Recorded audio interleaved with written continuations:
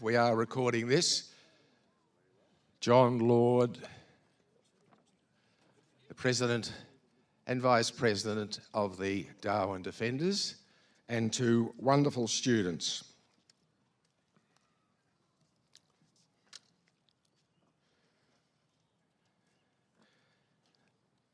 And the students are from a great school that supports us every year, Wesley College.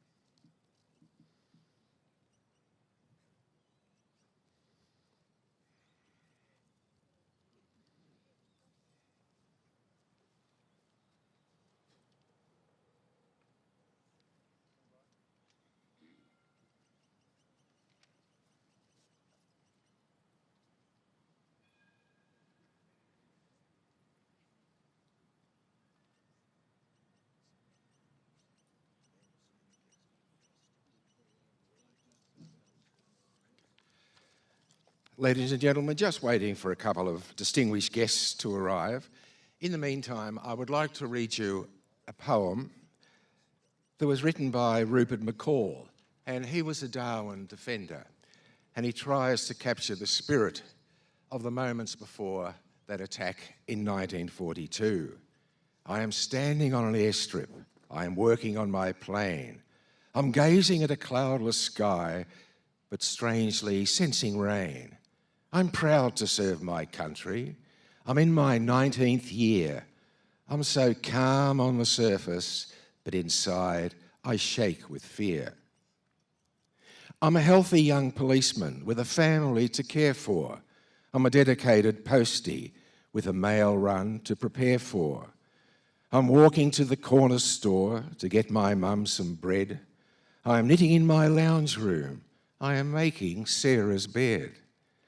And on the quiet streets of Darwin, there is nothing more to say. Life goes on as usual. It's just another day. The town hall clock ticks over, showing 2 before the hour. But 10 a.m. is never reached, not before the shower, not before the savage storm that blows in from the north. The first bomb hits the harbour, then the second, third, and fourth. I never thought this vicious war would reach the lucky land. There are bodies flying lifeless, and I just don't understand. No warning came that morning. It was just one sudden squeal. They called again at midday just to make the night more real. And the lives of real Australians had been jolted upside down. Things would never be the same in sleepy Darwin town. I'm looking back, recalling how my planet shook that day. I'm shivering and crying. It will never go away. I'm one of the survivors, mourning hundreds that were lost for my great-grandchildren's freedom. I can reason with the cost. I accept it as a chapter in the journey of my nation. I remain as proud as ever in this year of celebration. And the unity that linked us in that 64 raid length, I am certain it gave new life to the territory's strength. Yes, as the planes fly into Darwin, as the ships prepare to sail, as the policemen do their duty, as the posties sort their mail, as workers walk down Mitchell Street, as nurses lend their care, as I shuffle to the corner store, I always say a prayer. Yes, as the children play in sunshine, just as if to say amen. I am praying that the sound of war will never call again. A lovely poem, and I think it captures the spirit of what today is about. Those wonderful values of bravery, the wonderful values of reconciliation that has occurred over the decades since. And as you gaze around this wonderful memorial, I'd like you to keep in mind the values that you see in the symbols. People like Weary Dunlop, his statue, the horse trough, the monument to the women's role, and the grander memorials that you can see behind me. We will now march on the flag. Darwin Banner, please march on.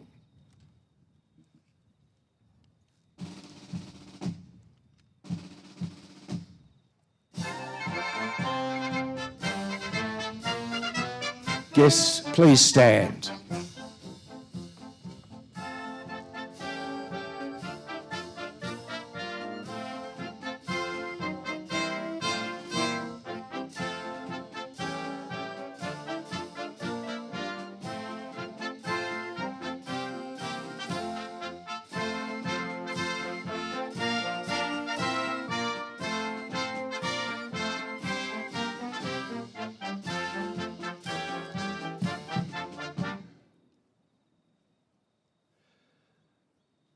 Please be seated. Do I hear the rumble of an aircraft? Because we are very, very lucky today to have a flyover, a commemorative flyover. And the plane that you will see is a CA-18 Mustang MK-23 A68 170. And that will mean a lot to some of you mechanically minded people, but not a lot to me. So I'll explain a little bit more about this plane. It's one of 220 license-built North American P510 Mustangs that were actually built in Australia by the Commonwealth Aircraft Corporation at their Fisherman's Bend plant in Melbourne between 1945 and 1951. Australia was the only country to manufacture P51 Mustangs outside of the USA. The manufacture of this aircraft was completed in November 1949. Its primary role was as a long-range fighter and fighter bomber. The engine is a V1657 Packard Merlin V12 cylinder engine, which produces 1,590 horsepower. The Mustang has the distinction of being continuously owned and operated by the RAF since being built. Eventually, in the 80s, the aircraft transferred to the RAF Museum at Point Cook, and the decision was made to attempt to get the aircraft flying, and a team began the task of restoring the aircraft to an airworthy standard. After thousands of hours of work, the aircraft flew for the first time in 40-plus years on the 17th of February 1999 and has remained airworthy ever since.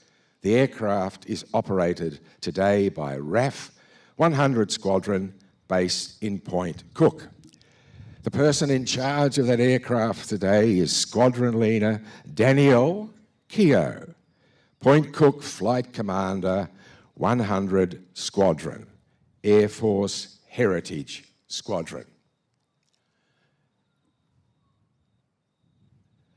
Whilst we wait for the flyover, I would ask Shrine Governor, Colonel John Coulson, OAM, RFD, retired, member of the Army Reserve for 35 years. He served in South Vietnam in 1967 and with the British Army in 1981. He is a member of the, or really an instigator of the Victorian Committee of the Battle for Australia and a wonderful supporter of the Darwin Defenders.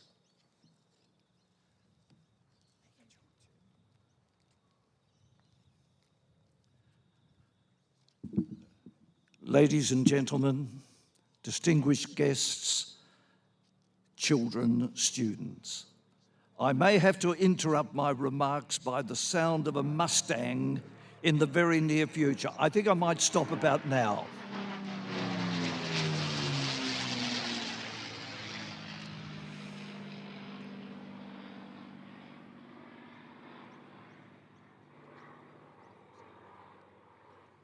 Imagine years ago when there were dozens of those aircraft in action over your head, what the noise they would make. Now that plane is going to come round and it almost certainly is going to do another pass over north-south of the shrine. Again, if you don't mind, I'll wait until they do that. Or is he going to disappear? No, here he comes.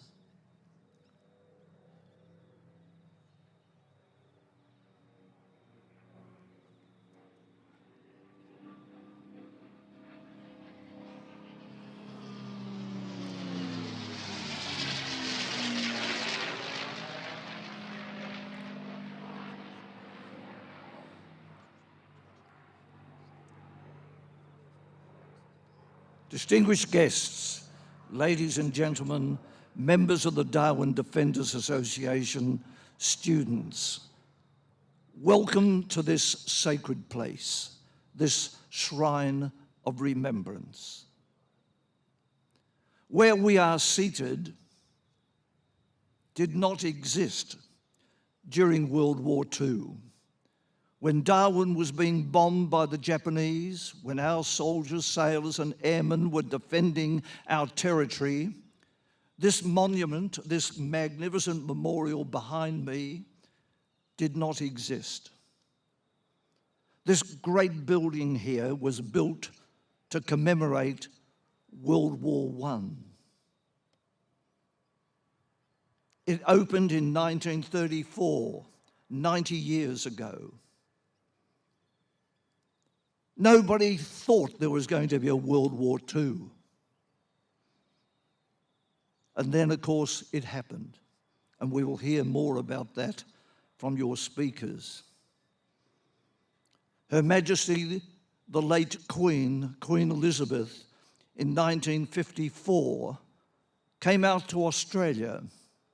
She visited this very place where we are seated and standing here now. This memorial, this monument had been built.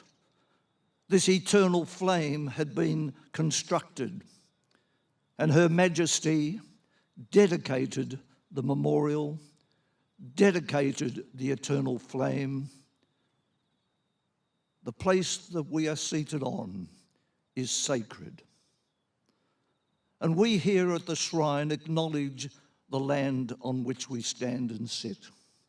We acknowledge the diversity of our community, and we acknowledge the Bunurong peoples of the Kulin Nation as the traditional owners of this land.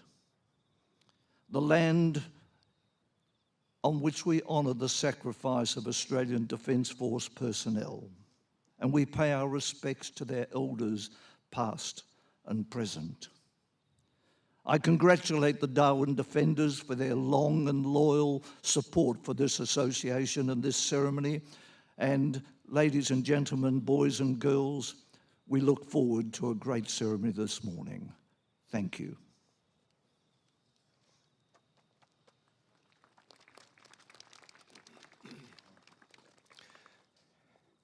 Thank you very much, Shrine Governor. I would now like to acknowledge all of the guests who are here today. There's a large number of you. My apologies if I miss out on directly referring to you as I go through the list. Most importantly, in my mind anyway, are the schools that are here today. Very warm welcome to you. Miss Tracy Gannon has brought students from Avila College. Mr. Neil Andry and Miss Tia Dandria have brought students from Christchurch Grammar School. Goodbreeder College, they're accompanied by Miss Carolyn Callaghan. Puckapunyal, oh, my favourite school. Puckapunyal, Mr. Kevin Warren has brought you today. Mr. A.L. Nathan accompanies the King David students. And from Wesley College, Mr. David McKenna. Thank you very much indeed. The music today is being performed by the wonderful Air Force Band, Melbourne. under the command of the music director and commanding officer, Sergeant Greg Strong. Our bugler today is leasing aircraftman Michael Fraser. Our vocalist is leading aircraft woman Chloe Brewer-Jones. The ADF representatives today are many. We have Commodore Greg York. He's the Senior Naval Officer Victoria and Chair of the Victorian Veterans Council. Group Captain Noel Corbett, representing Senior Aircraft Office Victoria. Warrant Officer Bradley Parmenter, RAF Williams Laverton and RAF Point Cook.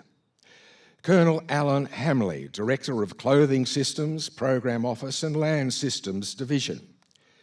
We have Commander or Commodore Ben McGrath, and we have Chris Sullivan, Lieutenant Chris Sullivan, CPO Heather Flannery and AB Connor Marshall from the HMAS Recruit School and EMS Division. Now, I didn't know what EMS Division was, but EMS Division is named in honour of leading seaman Francis Bassett, Dick Ems, who was posthumously mentioned in dispatches for courage and devotion to duty in HMAS Karakara during an air raid on Darwin on February the 9th, 1942. We welcome Sergeant Greg Strong, Air Force Band, RAF Williams Bath. I've already mentioned Greg, but 2 mentions never hurt anybody. The dignitaries who are here, we are hoping for the Minister to be here, Miss Natalie Suleiman, MP, Minister for Veterans, representing the Premier, Miss Jacinta Allen, Government of Victoria. Mr Tim Bull, MP, welcome, representing Mr John Pasuto, the Leader of the Opposition. Dr Robert Webster, who is the President of RSL Victoria and a great supporter of Darwin Defenders. Mr Emmanuel Saavedra, who was the Vice Consul representing the US Consulate Melbourne. Ms Catriona Boyd, the British Deputy Consul General representing the British Consulate General Melbourne. Mrs Natsuko Miguchi, who was the Deputy Japan Consul General, and of course she is representing the Consulate General of Japan. Captain Adam Magnuson, representing the New Zealand Consulate General, Melbourne. Mr Dean Lee, CEO of the Shrine of Remembrance. Ms Sue Burgess, Director of Public Programs, Shrine of Remembrance. Ms Megan Morton, representing Director DVA Victoria, Deputy Commissioner DVA Victoria. Professor Richard Broome, a great historian. It's great to have him here today supporting his colleague who is going to give the keynote address. And he is here representing the Royal Historical Society of Victoria, Mr Scott Bramley, Middle School Chaplain, Carey Baptist School, and Miss Alex Bradfield, daughter of Commander Herb Kriloff, who indeed was a great supporter of the Darwin Defenders before his passing. Ex-service organisations, Mr Robert Winther, Chairman of the Weary Dunlop Foundation, Mr Carl Schiller, the National President of the Air Force Australia, Lieutenant Colonel Ed Bartosh, US Army retired, representing the American Ex-Servicemen's Association, Mr Trevor Winnell, Wing Commander RAF, 2nd 21st Battalion Gulf Force, and also accompanied by Lorraine and Bill Reid. And I have a special association with Gulf Force as my Uncle Peter died on the Laha airstrip all those years ago. Major General Jim Barry, who represents the Defence Reserves Association and is the immediate past president. 18th Squadron, NEI RAF. Very warm welcome to you, Jim. From the Katapunan Association, and I think this is a new group to be with us, very, very warm welcome.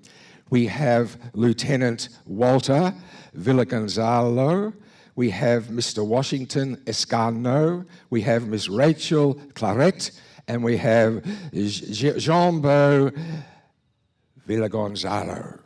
Welcome. Ms Jill Bear, President of the 2nd 14th Battalion Association, Ms Leonie Killeen, Mr Brian Killeen, Ms Dawn Carter, Galatli Hoffland, from the Committee for the Children of the 18th Squadron RAF. We'll hear more about children this morning. Mr. Peter Holtz, Vice President and TBA Victoria, Mr. Sam CJ Muscat JP, President of the Australian American Association. I'll take a breath. I would like to now welcome Rear Admiral John Lord. He is the patron of the Darwin Defenders, and we're very fortunate to have him in that role. As a Commodore, John was the first naval officer to be appointed to command Australian Defence Forces as Commander Northern Command from 1995 to 1996. On promotion to Rear Admiral in 1997, he was the inaugural Head of Defence Education and Training before appointment as Maritime Commander Australia. Huge role. Now Fleet Commander in 1999 with responsibility for fleet operations worldwide. His naval career saw him on active service in Vietnam waters on several occasions and was the maritime commander during the interfet operations in East Timor in 1999 and 2000. Since leaving the Navy in 2001, he has volunteered at various times as chairman of the Victorian Veterans Council, patron of the Darwin Defenders, and recently relinquished his position as chairman of Defence Bank Foundation. As I said before, we're privileged to have him as our patron. Thank you, John.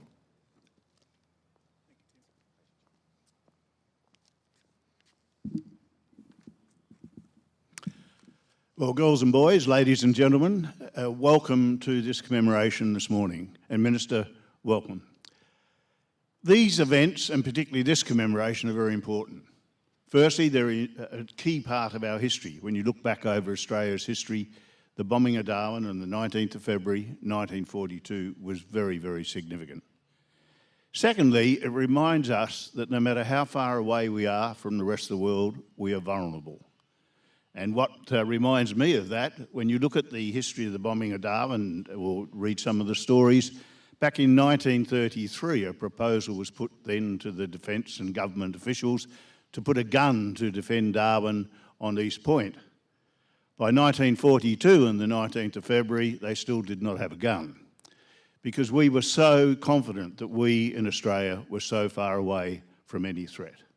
So it reminds us that we could be vulnerable. It reminds us that as a country, we have to defend ourselves and join with our allies and defend others.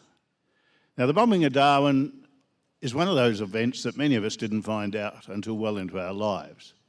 I did West Australian history at school in the 1950s and 60s. I never knew Australia was bombed. I never knew that we were attacked. It was one of those events that the government at the time hid, and during war that's sometimes an acceptable practice. But they then did not allow it to be taught in schools for many, many years. And it was only on joining the Navy at the age of 15 that I learnt that Darwin was bombed. And it wasn't just Darwin. There were over 60 attacks across the whole of Northern Australia, from Port Hedland right around to Townsville. Hundreds of Australians were killed. Hundreds of Australians were injured. But we, as Australians, up until the 70s and 80s, when this story started to be told, that's when we found out. Now, the committee that has put together this commemoration today is very active across Australia. We are not the only ones gathering, particularly in Darwin, as you would imagine. There's always a large ceremony commemorating this attack, because there were 21 ships sunk or were severely damaged. The USS Peary, for instance, a destroyer, was sunk in Darwin Harbour. Our hospital ship, Manundra, was sunk in Darwin Harbour. And when you think about it, the few military that were defending Darwin at the time, all the civilians were unaware of this attack. From sitting there, having a cup of tea, all of a sudden the city was under attack and was attacked many more times. So thank you for joining us today. It's a key part of our history. It reminds us that we can learn from history and that we must always be vigilant and, as a country, stand up for our values. Thank you for coming.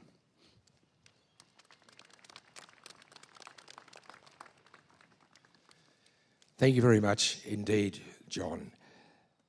We now move to a very special part of our ceremony, which involves school students, and that's a terrific aspect of all of the commemorative ceremonies these days. And these students, Savannah Warland, Cohen Hill and Hannah Hinks, are from Puckapunyal Primary School, and they're going to read a poem that was written by the wonderful Alan Day, who is no longer with us. He died peacefully on the 25th of July, 2022, so quite recently.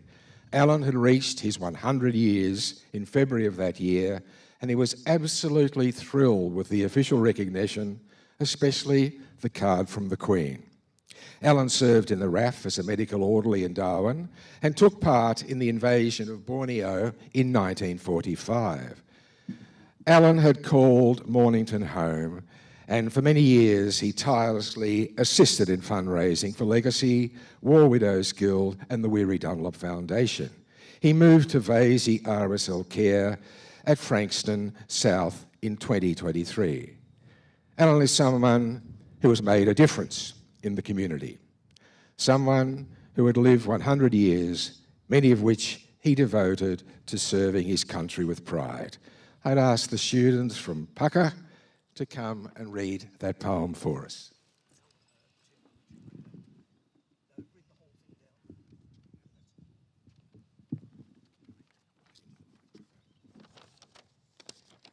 Darwin Defenders Memorial Poem by Alan Dale.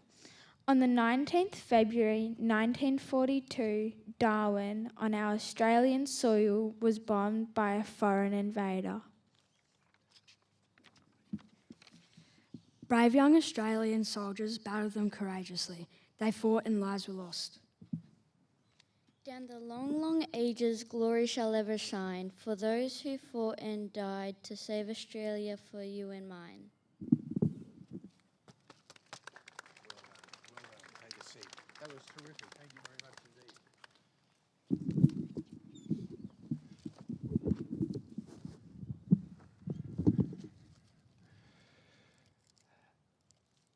Now we have a very, very important part of the program, and that's our keynote address. And we asked a very, very good colleague of ours, a great friend and supporter, if she would address us today on how the bombing of Darwin affected Australian school students. Now, that's a pretty new area. I can't recall anybody who's written about that particular topic, but we felt that since we have so many students here, we want to try and make this ceremony a lot more relevant to you. And Dr. Rosalie Triolo has done that. Rosalie is a Monash University adjunct senior lecturer who writes and presents widely in history education, history of Australian education, Australian history generally, and she's a specialist on World War I. And I know also that she's written a lot about the role of women in war. For 25 years, she helped facilitate the development of specialist teachers of history for Australian and overseas schools, before retiring too early at the end of 2021. She's a fellow and currently the Vice President of the Royal Historical Society of Victoria, a very active society, as well as chair of its Historical Society Support Committee. She served voluntarily on the RASV Council since 2014 and is one of their 2 delegates to the Federation of Australian Historical Societies. Rosalie's a past president of the History Teachers Association of Victoria, where I first met her and worked with her, and a past board member, some 24 years in total, a great contribution. She is currently Victorian's representative on the Council of the Australian National Museum of Education, the Council of the National Museum of Education, and was the History Teachers Association of Australia delegate to the Australian Historical Association between the years 2010-2020. Would you please give Dr. Rosalie a rousing welcome?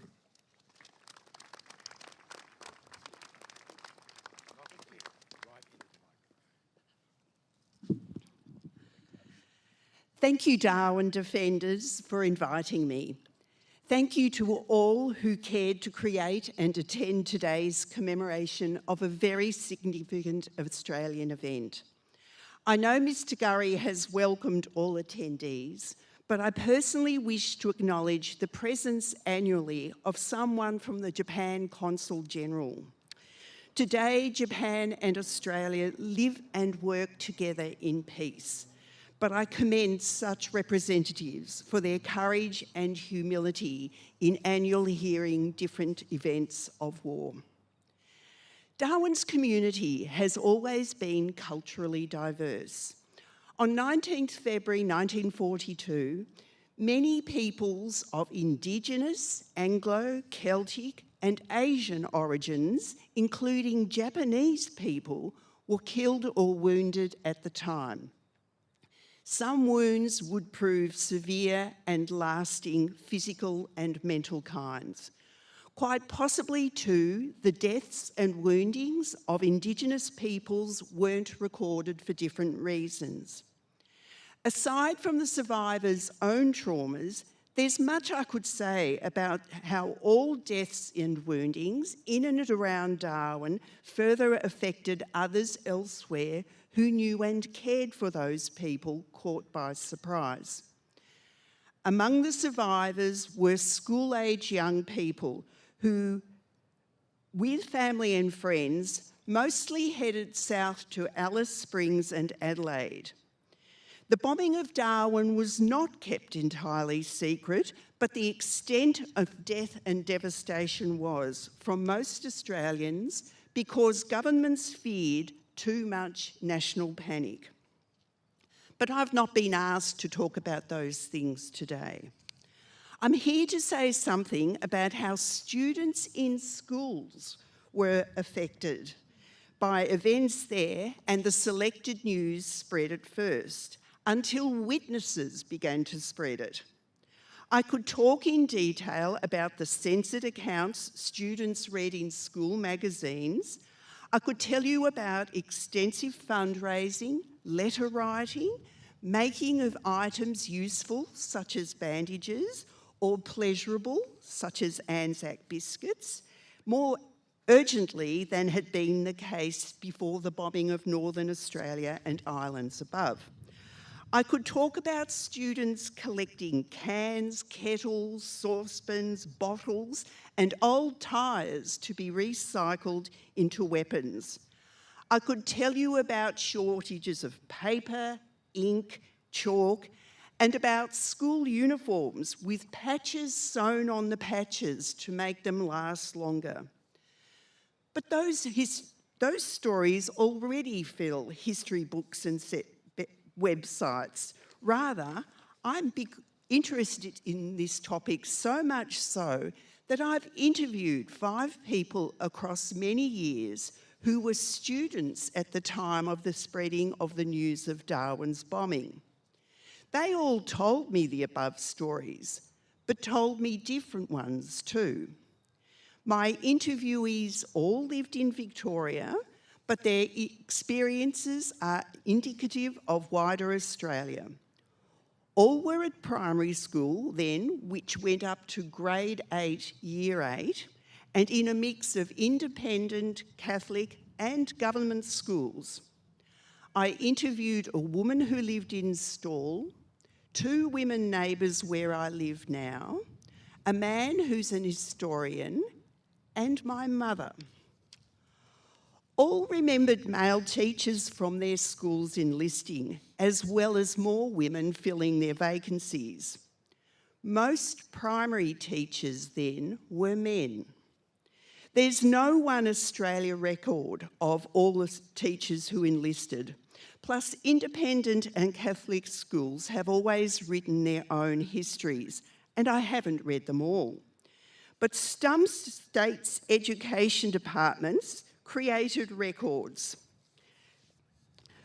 For Victoria, this war record reveals that 1,775 Victorian government school teachers enlisted for active service in World War II.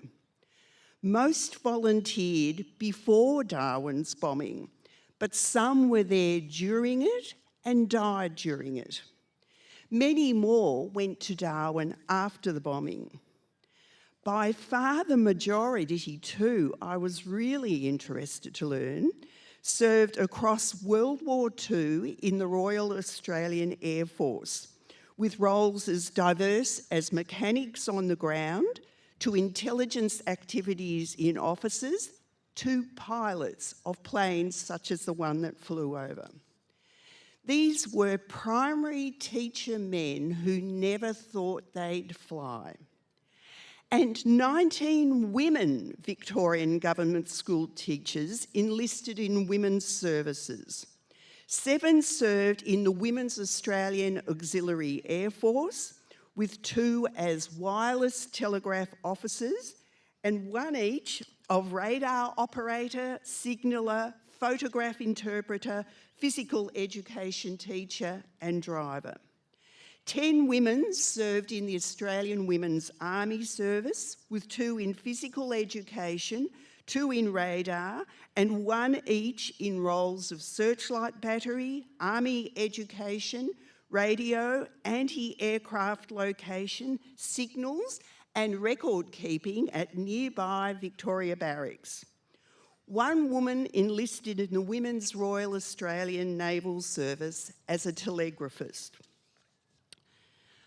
We might think students were pleased to see teachers leave and school disrupted, but by far most accounts assert that students were really worried for their teachers, who were significant people in their lives.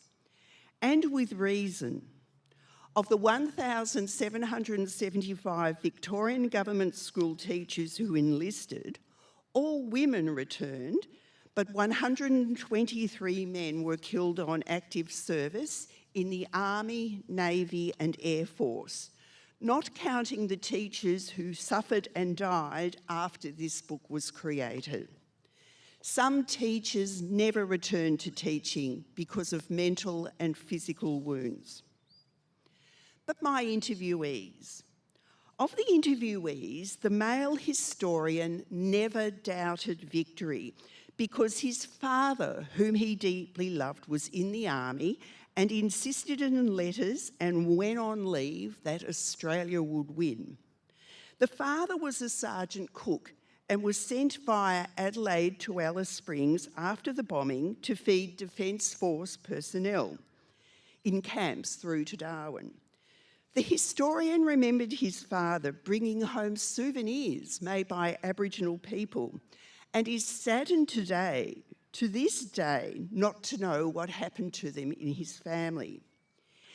His father also posted or gave him chewing gum from American forces stationed in Northern Australia. And not just individual packets or sticks, but whole boxes of many packets.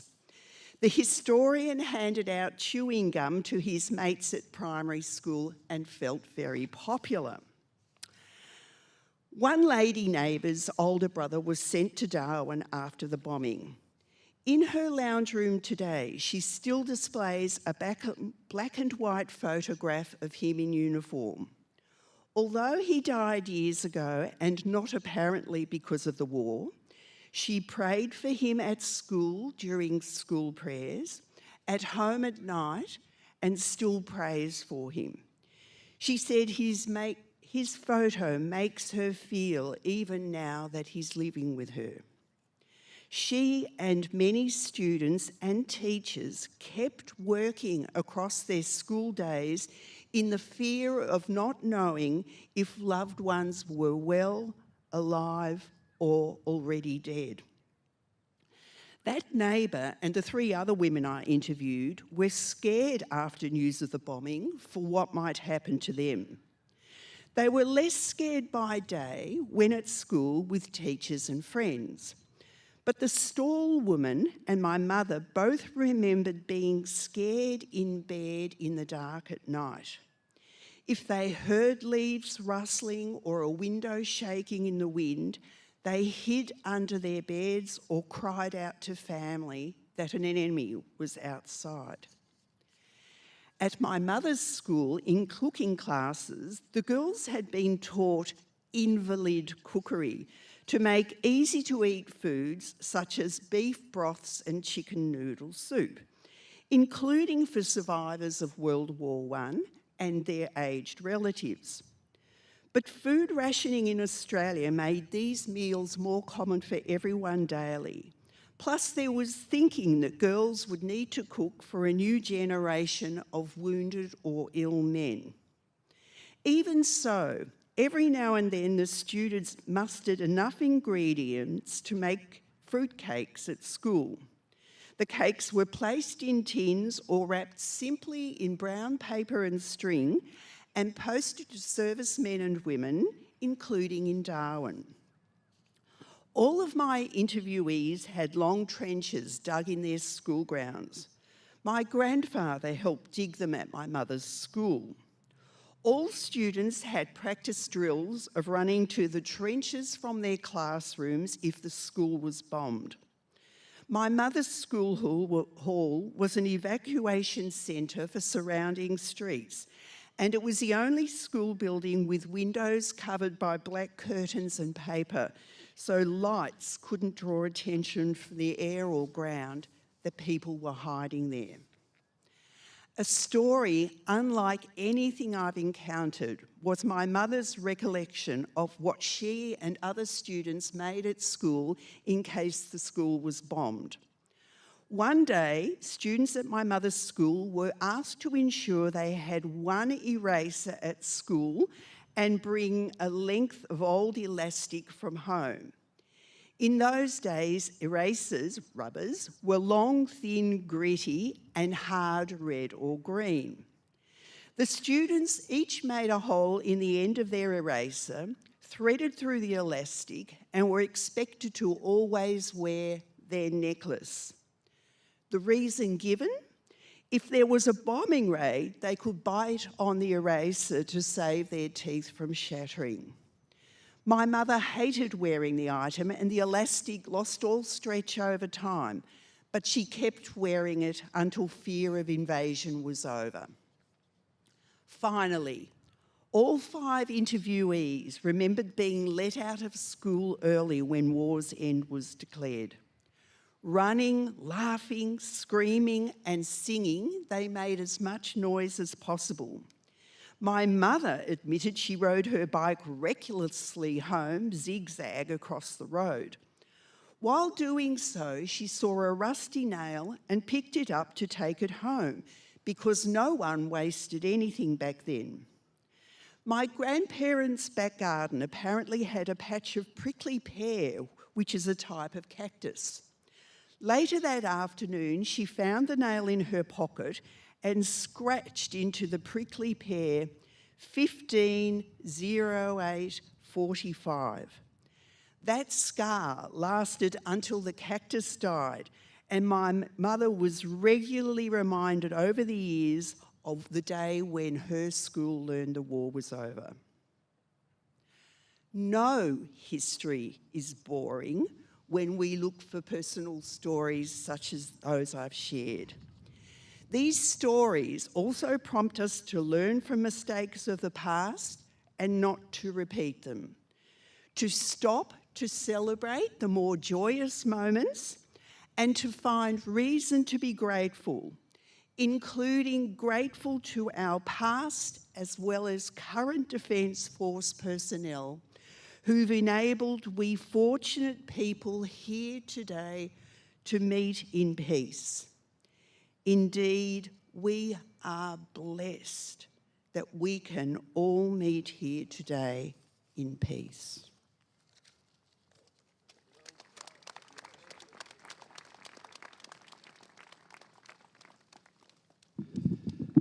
That was a wonderful address, Dr. Rosalie, as I fully anticipated, having known you for such a long, long time. And it had great meaning, not just to the students, but to all of us. Many, many, many thanks. I'd like to introduce Reverend Major Sean Goff-Hughes now for the opening prayer and the Lord's Prayer. Say a little bit about him. Major Goff-Hughes is a minister of the Melbourne Welsh Church and has been for over 20 years.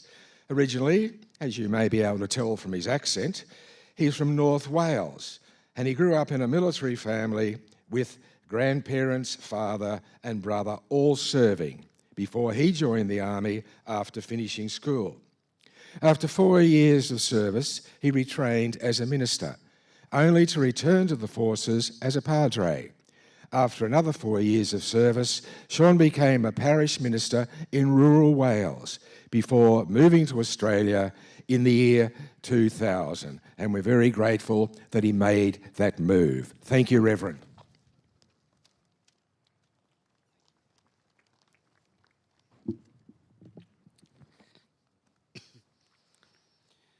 In your pamphlets, there is a prayer. If you wish, please say it with me. Let us pray. O God, our ruler and our guide, in whose hands are the destinies of this and every nation, we give you thanks for the freedoms we enjoy in this land, and we pray for those who lay down their lives to defend them. We pray that we and all the people of Australia, gratefully remembering their courage and their sacrifice, may have grace to live in a spirit of justice, of generosity, and of peace, through Jesus Christ our Lord, who lives and reigns with you and the Holy Spirit, one God, forever and ever. Amen.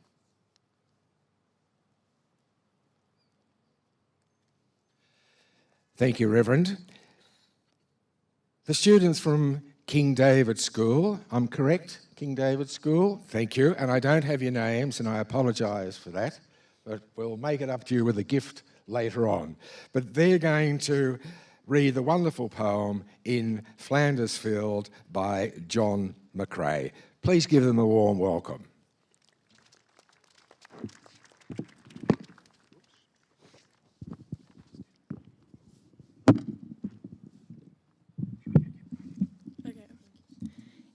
In Flanders fields the poppies blow, between the crosses row on row, that mark our place, and in the sky the larks still bravely singing fly. Scars heard amid the guns below. We are the dead, short days ago.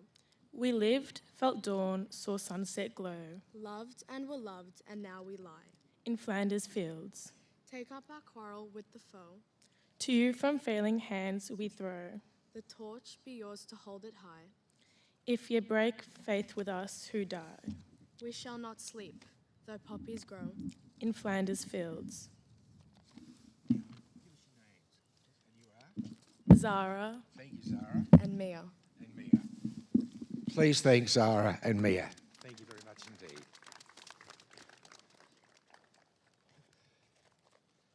We're now moving on to the commemorative part of our commemoration, and I would ask the Catafalque party mount cenotaph.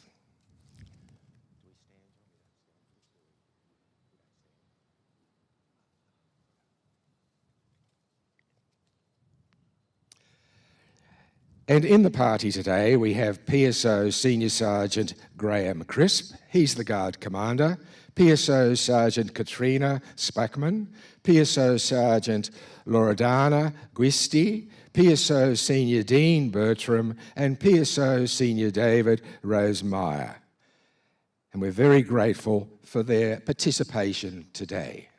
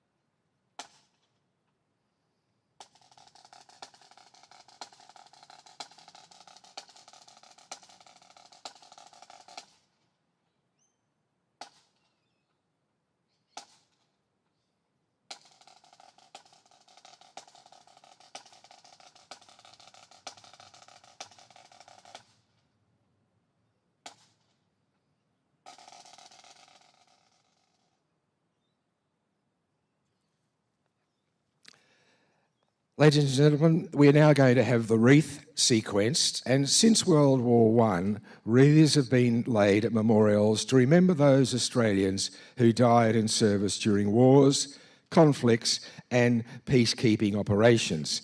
Mr. Brian Neal will assist all of you who are going to lay wreaths today. Thank you, Brian.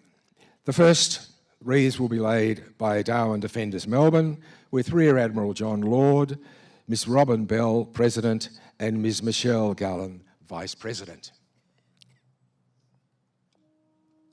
And also the Shrine of Remembrance Victoria, Colonel John Coulson and Mr. Dean Lee.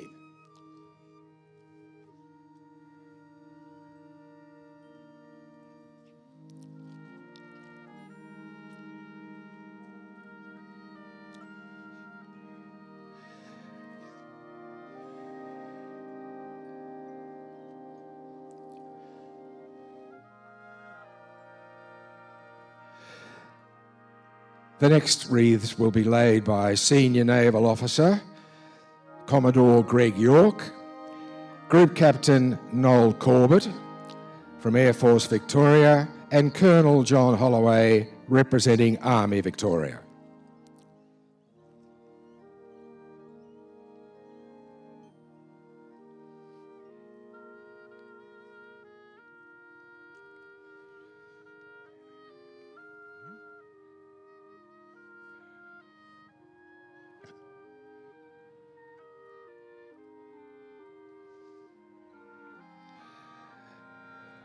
Representing the Victorian Premier, I would ask the Honourable Ms Natalia Suleiman MP, Minister for Veterans Affairs, to lay a wreath, and the Minister will be accompanied by Mr Tim Bell MP, representing Mr John Pasuto of the State Opposition Party.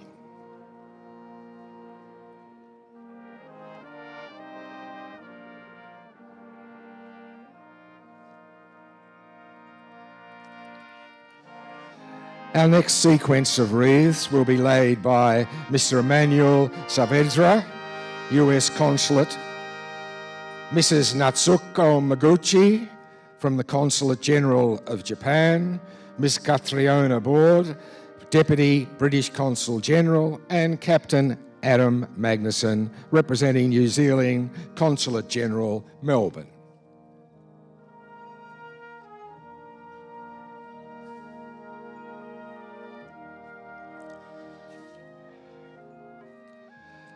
Now ask Mr. Robert Webster to come forward, President RSL Victoria, Ms. Megan Morton, Department of Veterans Affairs Victoria, Mr. Robert Winther from the Weary Dunlop Foundation, and Mr. Peter Holes, TPI Victoria.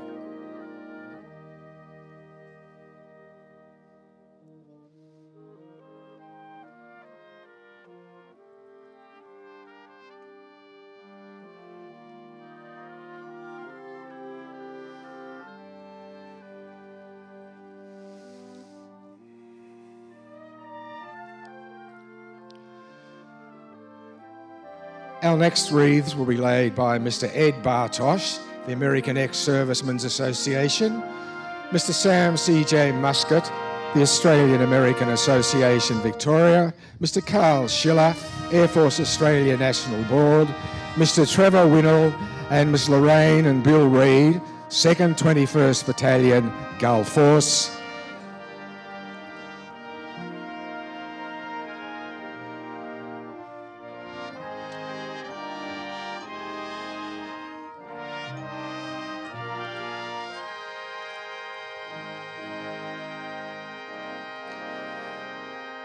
Our next sequence will involve Ms. Jill Bear, 2nd 14th Battalion, Ms. Leonie Killeen, Mr. Brian Killeen, and Ms. Dawn Carter Galathri Hoffland. And they're from the Committee for Children of the 18th Squadron. And also Dr. Rosalie Triolo and Professor Richard Broome, representing the Royal Historical Society of Victoria.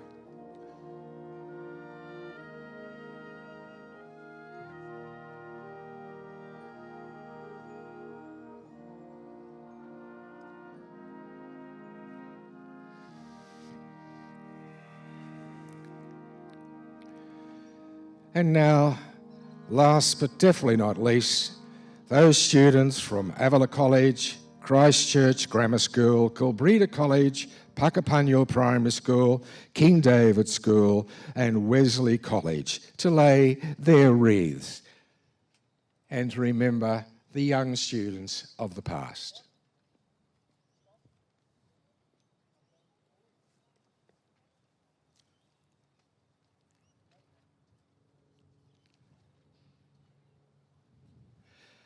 And I would now invite any other attendees wishing to lay a wreath to come forward.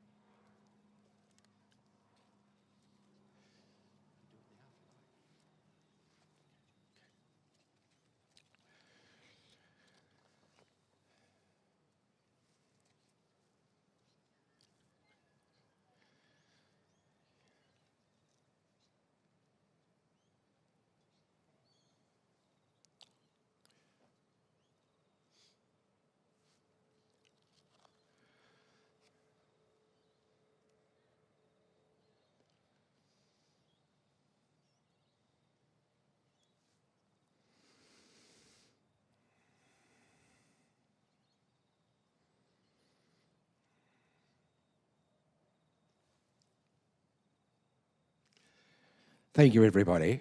It's now time for us to reflect as we listen to the last post and the rouse. The last post is symbolic indication that soldiers have gone to their final rest. We then have the silence when we think about loved ones, we think about the contributions that people have made in the past and are making all around the world and the battles that face them. The rouse follows, which symbolises an awakening in a better world for the dead, and also rouses the living back to duty. Now their respects have been paid to their comrades. I would ask Commodore Greg York, my apologies, to recite the ode. And please stand for the ode. Thank you, Greg. They went with song to the battle. They were young, straight of limb, true of eye, steady and aglow. They were staunch to the end against odds uncounted. They fell with their faces to the foe. They shall grow not old as we that are left grow old. Age shall not weary them, nor the years condemn. At the going down of the sun and in the morning, we will remember them.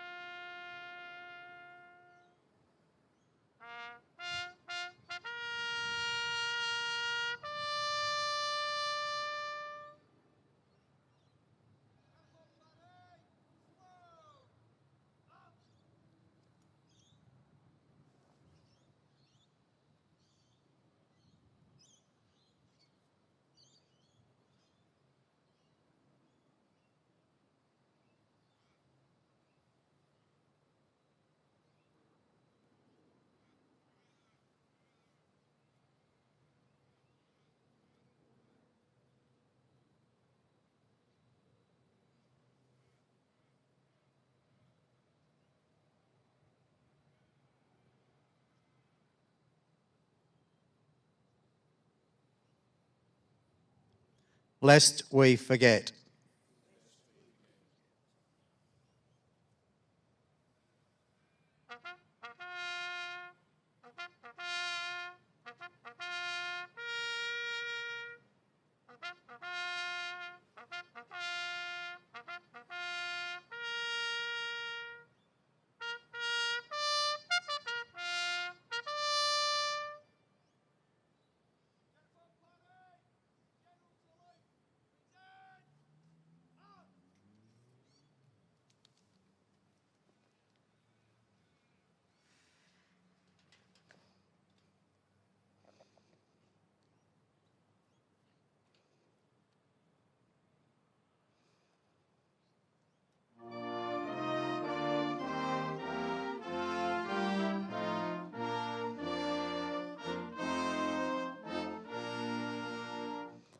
Australians, all let us rejoice, for we are one and free. We've golden soil and wealth for toil, our home is girt by sea. Our land abounds in nature's gifts of beauty rich and rare. In history's page let every stage advance Australia fair. In joyful strains then let us sing, advance Australia fair.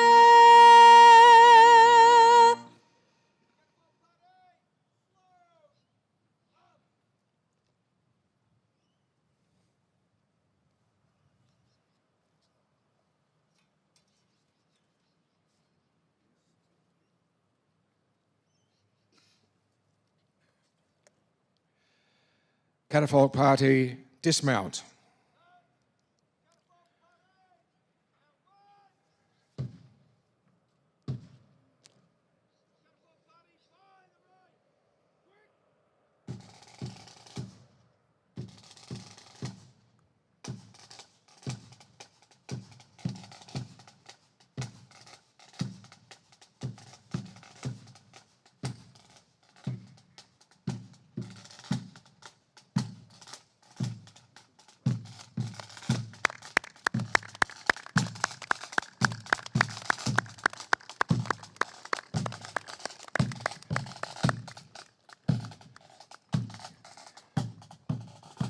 Please be seated.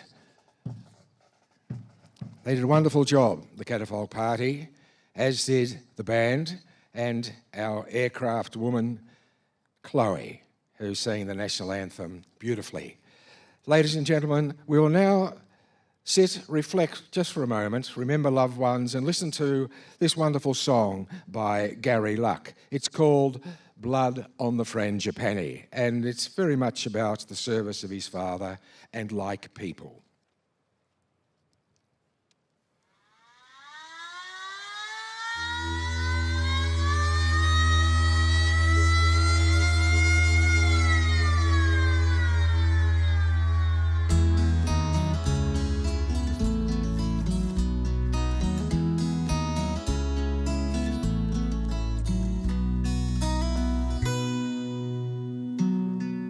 I was standing at the corner of the pub on Kavanagh. It was almost 10 a.m. and men were waiting at the bar when I heard a siren wailing and a droning from afar. Red Zeros coming in from the hell of Pearl Harbor. Then the bombs rained down on Darwin in 1942. We fought them from our rooftops with mates that I once knew. But if you weren't in Darwin, how could you have a clue? When the bombs rained down on Darwin in 1942. And down on Darwin jetty more than 20 wharfies lay, their bodies burnt and battered from the fire and oily haze, while out there on the harbour, Namanunda was ablaze as the Peary and Neptune had disappeared beneath the waves. 'Cause the bombs rained down on Darwin in 1942. We fought them from our bunkers with mates that I once knew. But if you weren't in Darwin, how could you have a clue? When the bombs rained down on Darwin in 1942.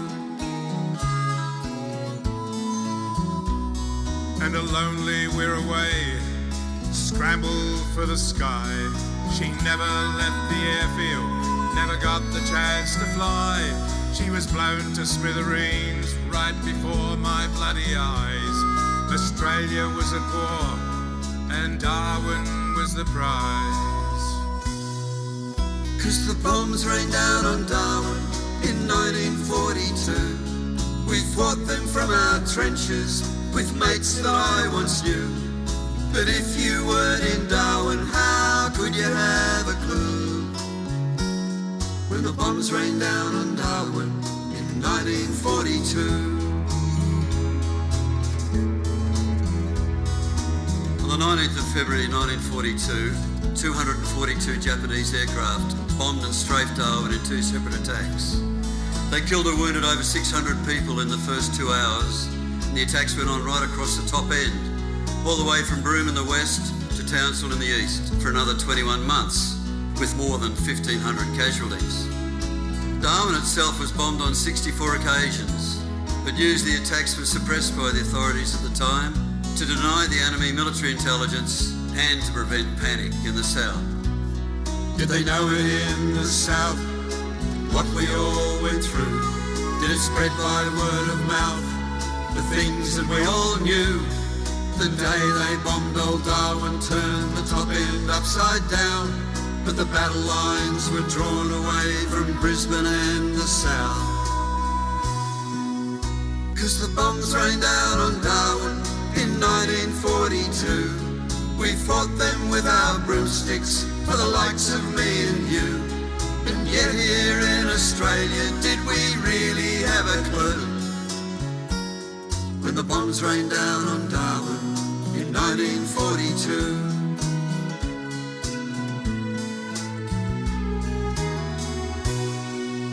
And I never thought I'd see our blood on the Frangipani, or guns blazing from her decks as the Peary sank and vanished, but the tracer bullets screamed from the cannon on their wings and ripped our flesh and bones apart, tore at our heartstrings. 'Cause the bombs rained down on Darwin in 1942. We fought them with Lee Enfield and mates like Snow and Blue. Yet here in Australia, did we really have a clue? When the bombs rained down on Darwin in 1942. When the bombs rained down on Darwin in 1942.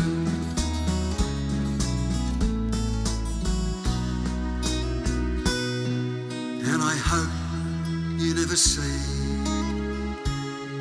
our blood on the Frangipani.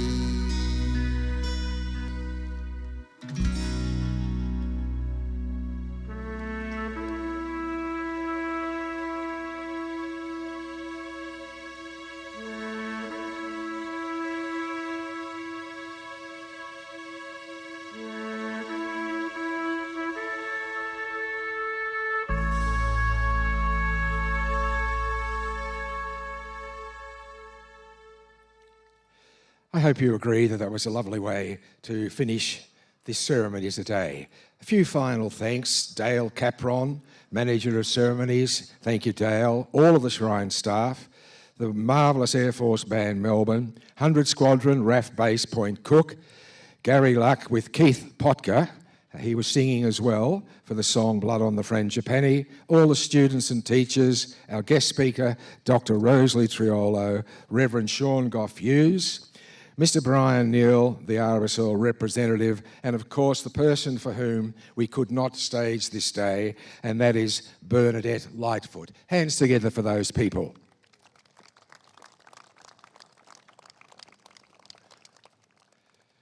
So I hope you will reflect on today, keep alive the memory of the Darwin defenders and the service of all our veterans, past and present, and hopefully I'll look forward to seeing you again next year. What's that, 2025, is it? Goodness me, the year's almost gone already, and thank you, Minister, for coming. And refreshments are served in the Western Gallery, and we'd like to see you there. Many thanks indeed. Stay well.